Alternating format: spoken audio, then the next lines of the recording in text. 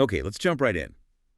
For this deep dive, we're unpacking Ernest Cline's 2011 debut, Ready Player One. Right. Our mission today is to, cut through all the heavy nostalgia, look at the high-stakes premise, and also examine the very polarizing legacy of this book. And you have to start with the setting. It's absolutely crucial. We're talking 2045. Yeah, a really bleak near future. Oh, deeply bleak. You've got an energy crisis, pollution everywhere, poverty, economic stagnation.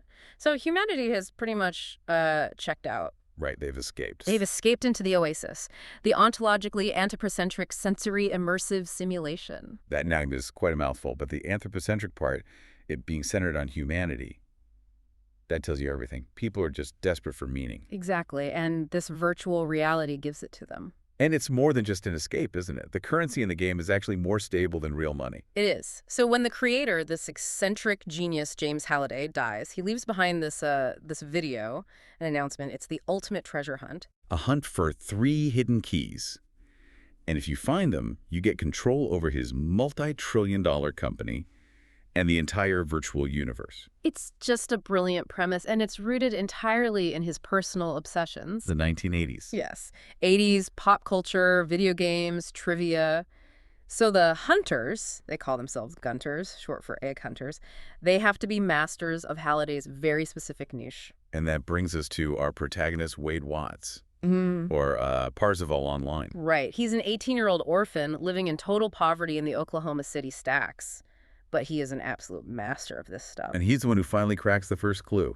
5 years in, he finds Copper Key. He does, on the planet Ludus. He defeats an AI in a simulation of the classic game Joust. And he becomes an instant global celebrity. But that fame, of course, brings some very real, very deadly attention. It brings Innovative Online Industries, or IOI. The big bad, led by Nolan Sorrenti. Yeah, a massive global conglomerate, and their whole mission is to seize control of the OASIS and just, monetize every single piece of it. And this is where the quest stops being a game.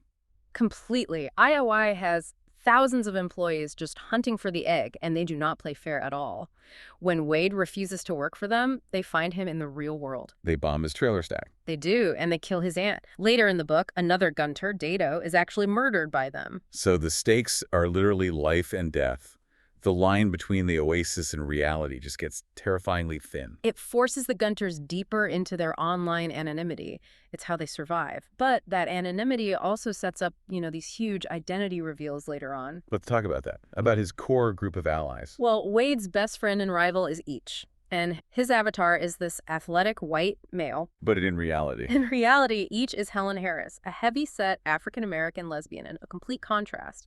And his crush, Art Thremus, is really Samantha Evelyn Cook. These reveals are just pivotal. It really shows how the virtual world could, for all its flaws, let people be who they really feel they are inside. Exactly. So the final conflict, it's this huge battle at Castle Anorak.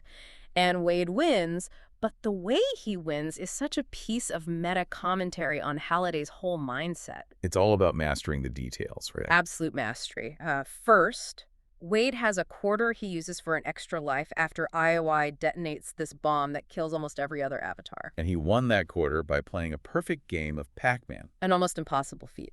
Then, the final egg itself is hidden inside the game adventure. Which is famous for having the very first video game Easter egg in history. So Halliday wasn't just testing knowledge, he was demanding a kind of historical literacy. He was, in a way, gatekeeping his own culture. So Wade wins, Sorrento is arrested, and the book becomes this huge commercial success. It won awards. It was called The Grown-Ups Harry Potter. It was. But that initial praise, it didn't last. No, the retrospective criticism got pretty severe. Very.